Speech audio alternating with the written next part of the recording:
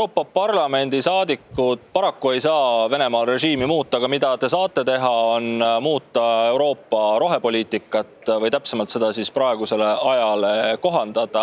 Kuidas nüüd see sõda Euroopa Liidu rohepööret mõjutab olukorras, kus juba on kõlanud valitsustelt seisukohad, et põlevkivi ja kivisütt tuleb vähemalt esialgu hoogsamalt ahju ajada. Kuidas see nii-öelda rohepööre pikas perspektiivis sellesama kivisöe tuha alla ei mattu, Jaana?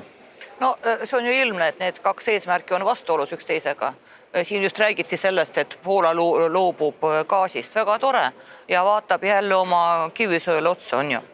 Ka Kadri Simson ütles välja esimeses stuudios paar nädalat tagasi, et Eesti peab võib-olla nüüd kaaluma, et mis me nüüd ka teeme oma põlevkiviga. Aga mis me siis teeme, kui me põlevkivi ahju ei aja? No küsimus ongi selles, et tulles tagasi nagu eelmise teema juurde, et lääs ongi nõrk, sest ei taheta ohverdada oma heaolu selle nimel, et saavutada mingisugune märkimisväärne edu. See ongi probleem, kui 40% Euroopa Liidu gaasist tuleb Venemaalt ja me oleme paberil vähemalt on eesmärk see, et me saame loobume sellest aastaks 2030.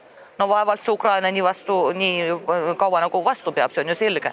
Nii et see soov nagu tulla tagasi sellele business as usual juurde, ta on ilmne ka siin majas, kus juures. Ma ei tea, kellega te siin nii-öelda suhtlete, et nii väga optimistlikud need inimesed on. Tegelikult ei ole. Jaak Madisson, mis saab Euroopa rohepöördest? Ma saan aru, et teile see kivisöe plaan iseenesest sobib. Parem Poola süsi kui Vene gaas, ilmselgelt. Tuumaenergia Poola ei tule meile kallale vähemalt ja ei šantaseeri meid sellega, et kui me ei tee nüüd vastavalt nii, nagu nemad tahavad, siis enam kivisütt meile ei müü. Aga põhimõtteline lõhe on ideoloogiline, et kui ma vaatasin täna ka neid kõnesid, täna meil oli debatt Ursula von der Leyeniga ja Charles Micheliga ja kui ma kuulasin enne oma sõnavõttu siis teiste kõnesid ja kui sulle räägitakse, et jah, me peame panema 100% embargo, lõpetame Vene gaasi ja nafta ostmise. Arusaadav, kirjutan alla, täiesti nõus. Ja siis kohe selle sama kõne lõpus väga palju parlamendi liikmeid rõhutavad, et peame edasi minema rohepöördega. Tuumaenergia on halb, fossiilsed kütused on halvad, see asi on halb. Ja sa mõtled, et see asi lihtsalt ei klapi kokku selles pildis. Et kui sul on vaja energeetikat, siis kui sa loobud ühest tegelikult fossiilsest kütusest, kui me loobime Vene gaasist ja naftast, siis meil on seda vaja asendada millegagi. Et tuul ja päikene on tore ja vahva kõik, aga sellest lihtsalt ei piisa, sest me ei suuda seda nii palju salvestada. Ja seetõttu ütleme igasugused mõtted täna Saksamaal, kus ütleme, sisepoliitiline häda on selles, et väga suur Saksa avalikkusest on tuumaenergia vastu. Nad põhimõtteliselt vihkavad tuumaenergiat, kuna see on äkki ohtlik ja halb. Ja nüüd veel 3 tuumajaama töötavad ja algselt tuli veebruari lõpus sõnum, et nad ei sulge need tuumajaamasid. Ja siis kohe see suund muutus, ei me ikka sulgeme need tuumajaamad. Et lõppkokkuvõttes, ma arvan, pikas perspektiivis me arvestame sellega, et tuumaenergeetika on vältimatu, aga sinna juurde mängu võiks nagu tuua ka selle küsimuse, mis puudutab Ukrainat. Et tänase teadmise kohaselt võib Ukraina omada kuni 10% tänasest Venemaa gaasi ressursist. Ma ei tea, meie huvides peaks olema see, et Ukraina võidaks igal juhul sõja ja need ressursid jääksid Ukraina riigi kontrolli alla, kus me võiksime ka ise väga suurel määral võita. Et on olemas ka teisi piirkondi Venemaa naabruses, kus me saame osta tunduvalt nii-öelda vähem problemaatiliselt naftat ja gaasi. Ja ma arvan, et see on üks strateegid, aga järgmise 10 aasta jooksul ma arvan, peame põlevkivi ahju ajama, peame kivisütt tarbima, peame tuumaelektrijaamu ehitama, ma arvan, see on paratamatus, sest muud viisi me välja ei tule. Kahjuks keegi ei näe Ukrainat kui võimalust, seda nähakse kui probleemi. Just. Kogu aeg ma olen mitu korda toonitanud ka oma grupis.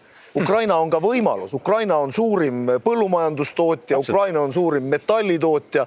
Me ei saagi aru seda, et tegelikult Ukraina Euroopa Liidus oleks parem. Aga räägime rohepöördest edasi ja tegelikult tahaks Marina arvamust kuulda, mida see sõda Ukrainas rohepöörde tegelikult tähendab. Kas rohepööre pannakse pausile, jääb seisma ja vastupidi peaks kiirenema oluliselt? Mina seda vastuolu ei näe. Rohepöörde eesmärkidel, mis on leida Euroopa Liidule täiendavaid allikaid, mis ei ole fossiilsed kütused ja ma arvan, et praegune olukord annab tegelikult Euroopa Liidule võimaluse liikuda kiiremini edasi ja otsida neid täiendavaid allikaid. Kas vahepeal tuleb kasutada põlevkivi, kas vahepeal tuleb kasutada? Jah, tuleb. Ja jah, ma olen nõus, et võib-olla kui rohepööre oleks läinud selles tempos, nagu alguses välja pakuti, oleks olnud üks pilt.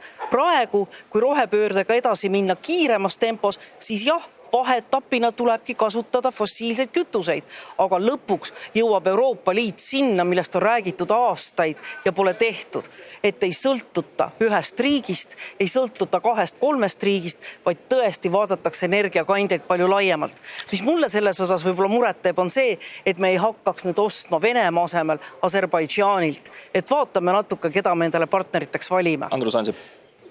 Mul on kahju, et ma tõin Poola näite kui positiivse näite, et nad on valmis loobuma Venemaa looduslikust gaasist ja Jaana ja Jaak kasutasid seda näidet siis just kui Poola halvustamiseks öeldes, vastupidi, ma kiidan Poolat. et nad hakkavad jälle oma kivisütt kasutama. Ei no vaheetapina. Et ei ole mingit plaani kasutada rohkem kivisütte. Poola on oma kogu tarbimise valmis katma, praeguse tarbimise taseme katma Norrast tuleva gaasiga ja LNG gaasiga, suurendavad pisut ka oma tootmist ja neil saab olema gaasi rohkem, kui praegu tuleb Venemaa torust. Milles see probleem siis on? Saksamaa ja Ungari ei ole valmis Vene gaasist loobuma. Itaalial on samuti suur sõltuvus.